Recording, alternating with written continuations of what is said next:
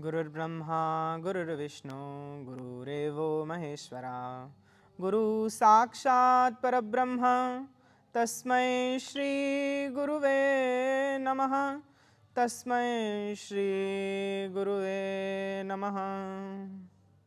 मन्नाथ श्री जगन्नाथ मद्गुरो श्री जगद्गुरो मदात्मा सर्वभूतात्मा तस्मै श्री गुरुवे नमः।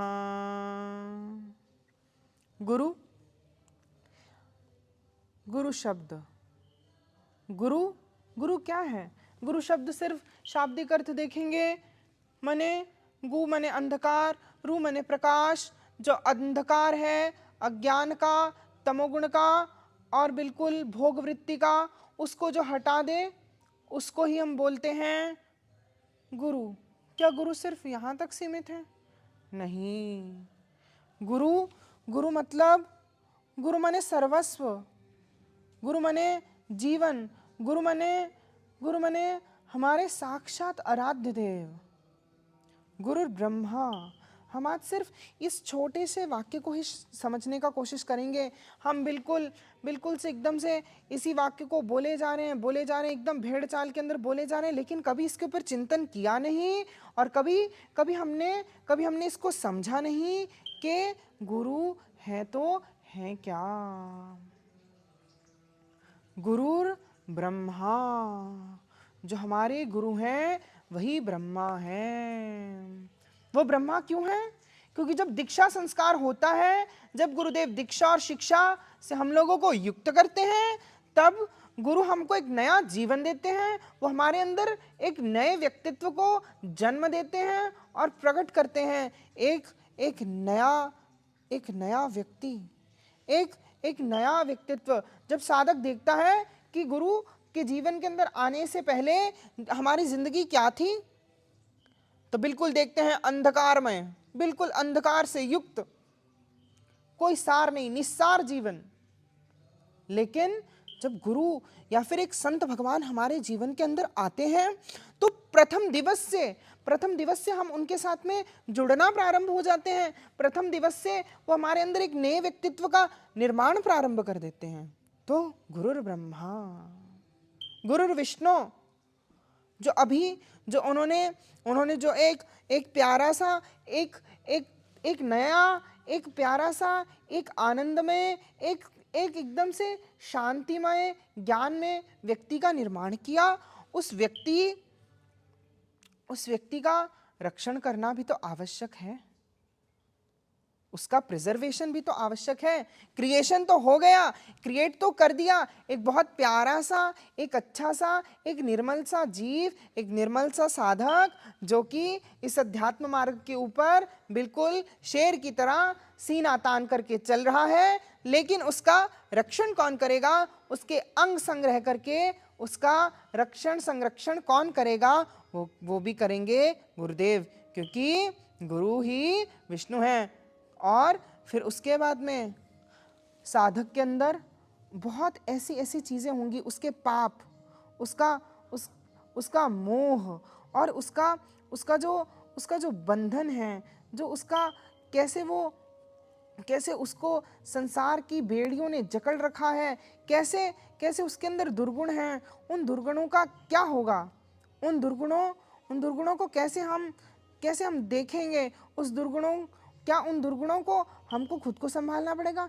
नहीं, गुरु के साथ में जुड़ जाओ और गुरुदेव जो बोल रहे हैं बस उस वाणी को श्रवण करो, उसका मनन करो, उसका निधिध्यासन करो। श्रवण माने उसको सुनो और उसके बाद में उस श्रवण के बाद में उसका मनन, उसके ऊपर कंटेम्पलेट करो। फिर उसके बाद में जब कंटेम्पलेशन कंप्लीट हो जाए तो उसको प्रैक्टिकल लाइफ के अंदर लेकर के आओ। अगर ऐसा कर रहे हो तो गुरु जो है वो एक नए चरित्र का निर्माण तो उन्होंने कर दिया, उसका पालन भी वो कर रहे हैं। लेकिन जो अंदर कुरीतियां और जो दुर्गुण रह गए हैं, उन दुर्गुणों का रुद्र बन करके वो संहार करेंगे। जैसे भगवान रुद्र का कृत्य है संहार, तो संहार करेंगे। और सिर्फ इतना ही नहीं, गुरु ब्रह्मा गुरु विष्णु गुरुरेवो महेश्वरा, गुरु साक्षात परब्रह्म। गुरु तो साक्षात परब्रह्म परमात्मा है। परब्रह्म माने सर्वस्व। अगर शाक्त मार्ग में बोले तो अथाह तो शक्ति जिज्ञासा, हमारी भगवती भी हमारे गुरुदेव हैं, हमारे इष्ट ही हमारे गुरुदेव हैं। तो ऐसे गुरुदेव का चिंतन हम लोगों को करना चाहिए।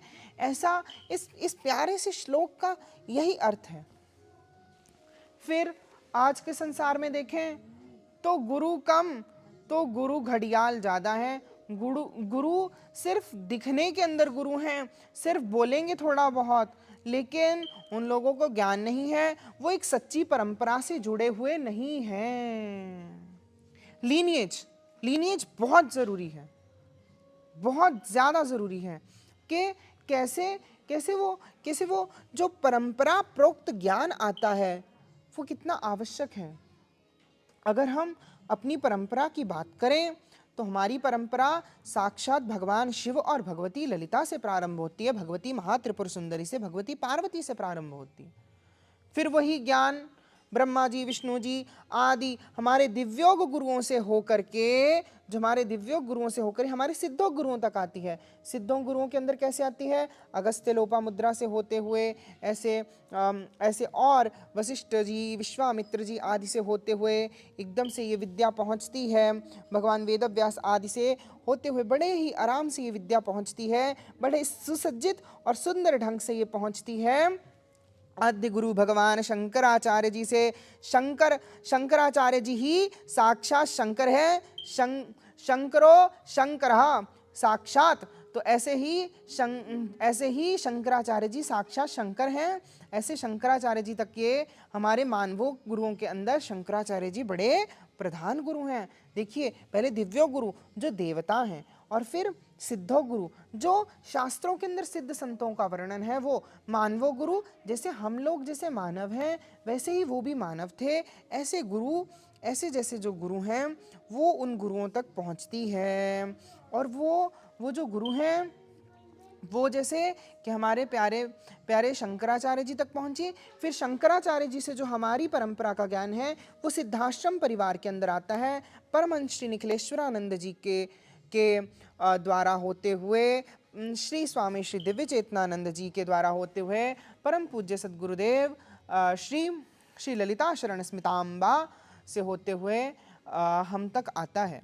फिर हमारे ऐसे ही परंपरा का ज्ञान हमारा दो भागों के अंदर विभक्त हो जाता है। जैसे एक तो ये शंकराचार्य जी से जो हमारी परंपरा चली, फिर एक परंपरा दत्तात्रेय जी से चलती है। दत्तात्रेय जी से मत्स्येंद्रनाथ जी, फिर मत्स्येंद्रनाथ जी से ऐसे होते हुए गुरु गोरक्षनाथ जी से होते हुए असंख्यों नाथ योगियों के द्वारा होते हुए ये परंपरा पहुंचती है बाबा भूतनाथ जी तक। और बाबा भूतनाथ जी जो हमारे नाथ संप्रदाय के कामाख्या के सिद्ध संत हैं, उन सिद्ध संत के द्वारा जो हमारे कामाख्या के सिद्ध संत हैं होते हुए ये दिव्य और ये सूक्ष्म ज्ञान हमारे परम पूज्य सद्गुरुदेव भगवान तक पहुंचता है। और फिर ये दो गुरु परंपराएं बड़ी ही प्रामाणिक और बड़ी ही शक्तिशाली, ये दो गुरु परंपराएं नाथ संप्रदाय और शांकर्य परंपरा, इन दोनों का सम्मेल हमारे सद्गुरुदेव भगवान के अंदर जब दिखता है तो हम सच्ची में बोलते हैं हम निगुरों की परंपरा से नहीं हैं। आप लोगों ने श्रवण किया होगा निगोरे शब्द का। निगोरे का क्या अर्थ है? जिसका गुरु ना हो, निगुरे, अर्थात जिसके पास में कोई गुरु नहीं है। अरे नहीं, हम ऐसे नहीं बोलते। परंपरा प्रोक्त ज्ञान आ रहा है। और सिर्फ ऐसे भी नहीं कि ये गुरु घंटालों का और ये गुरु घड़ियालों का ज्ञान है। नहीं, ये ज्ञान जो आप लोग श्रवण कर रहे हो भगवती काली के ऊपर, भगवती ललिता के ऊपर, ये ज्ञान एक बहुत प्राचीन गुरु परंपरा से एकदम से सिद्धाश्रम से आ रहा है। ये कोई एकदम से पढ़ा लिखा हुआ ज्ञान नहीं है। ये साक्षात गुरु की कृपा है जो बोल रही है। तो इसलिए आज हमने थोड़ा सा अपनी गुरु परंपरा के बारे में आपको बतलाया। और इस गुरु परंपरा के अतिरिक्त हमने आपको बताया कि हम लोगों को जब भी गुरु बनाना है तो उस गुरु का लीनिएज पता होना चाहिए, गुरु के गुरु पता होना चाहिए, गुरु के गुरु के गुरु पता होना चाहिए। अर्थात गुरु, फिर उसके बाद में परम गुरु, फिर परमेष्ठी गुरु। परमेष्ठी गुरु माने गुरु के भी गुरु। इन तीन का हमको स्पेशली सब कुछ मतलब काफ़ी अच्छा आइडिया होना चाहिए, काफ़ी इनके बारे में ज्ञान होना चाहिए। और फिर ये पता होना चाहिए कि हमारी परंपरा कैसे जुड़ी। जैसे हमने आपको बताया कि शांकर्य परंपरा है, नाथ संप्रदाय है, नाथ परंपरा है, श्री जो नाथ संप्रदाय है, गुरु गोरक्षनाथ जी आदि। तो ऐसे ये परंपराएं का मालूम होना चाहिए। और फिर हमने आपको कैसे बताया कि हमारी परंपरा कैसे शिव शक्ति से चलती है और ऐसे आती है। तो इस कारण से परंपरा का भी विशेष रूप से बड़ा शुद्ध ज्ञान होना चाहिए। हमको पता होना चाहिए कि ये परंपरा कैसे आती है और ये परंपरा प्रोक्त ज्ञान होना चाहिए। और क्योंकि काम कैसे करेगा, ये अध्यात्म चलेगा कैसे? मेरी भक्ति गुरु की शक्ति। मेरी तो भक्ति आएगी काम, लेकिन शक्ति किसकी लगेगी? गुरु की। क्योंकि गुरु की शक्ति ही सबसे ज्यादा मतलब हम कह सकते हैं कि ये फाउंडेशन भी है और बिल्डिंग ब्लॉक भी है, ये सब कुछ है। अगर हम नींव की बात करें तो ये नींव भी है, लेकिन नींव के ऊपर जो भी ये इतना बड़ा जो ये इमारत दिखेगा, ये इमारत का निर्माण करने के अंदर जो बिल्डिंग ब्लॉक्स है वो भी गुरु कृपा है और गुरु का ज्ञान है। और इस यहाँ पे सब कुछ गुरु गुरु गुरु गुरु गुरुमय है। क्योंकि ये जो शाक्त मार्ग है ना, इसके अंदर गुरु ही सबसे प्रधान है। क्योंकि मंत्र कहाँ से आएगा? गुरु से, और मंत्र से देवता का दर्शन होगा। भजन न हो बे संग बिनु, भजन बिनु नहीं प्रेम। बिना प्रेम के, बिना भक्ति के तो भगवती भी आने वाली है नहीं, श्री कृष्ण भी आने वाले हैं नहीं। तो भजन कैसे होगा? संग के बिना नहीं होगा। संग किसका चाहिए? संत का। तो गुरु तो खुद ही संत होते हैं, गुरु तो संत ही होते हैं। और भजन के लिए क्या जरूरी है? और दूसरी चीज क्या बोली? भजन क्या? साधना किसकी करोगे? क्या करोगे साधना? कोई जप चाहिए, कोई मंत्र चाहिए, कोई विधि चाहिए, कोई प्रक्रिया चाहिए, कोई ध्यान का मार्ग चाहिए। कहां से आएगा? गुरु देंगे। तो विधि आई गुरु से, विधि के अंदर शक्ति आई गुरु से, मंत्र आया गुरु से, मंत्र के अंदर शक्ति आई गुरु से। और बिना ज्ञान के तो ज्ञान के बिना तो क्या होगा? ज्ञान के बिना तो मोक्ष भी नहीं है। ज्ञानानृतिर मोक्षः, ज्ञान के बिना मोक्ष है ही नहीं।